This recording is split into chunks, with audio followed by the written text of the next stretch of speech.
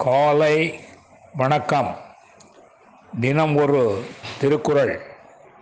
அதிகாரம் 42. கேள்வி. குறள் 413. செவி உணவிற் கேள்வி உடையார் அவி உணவின் ஆன்றோரோடு ஒப்பர் நிலத்து. மீண்டும். செவி உணவிற் கேள்வி உடையார் அவி உணவின் ஆன்றோரோடு ஒப்பர் நிலத்து. இதன் விளக்கம்: செவி உணவாகிய கேள்வி உடையவர் நிலத்தில் வாழ்கின்றவரே ஆயினும் அவி உணவை கொள்ளும் தேவரோடு ஒப்பாவர் என்பதை அறிந்து கொள்க. மீண்டும்.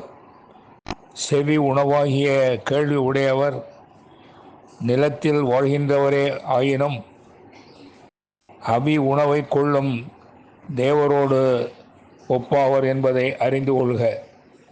நன்றி, வணக்கம் கூறி உங்களிடமிருந்து விடைபெறுவது தேரெழுந்தூர் கோசகன் என்கிற டிவி நாராயணன், சென்னை.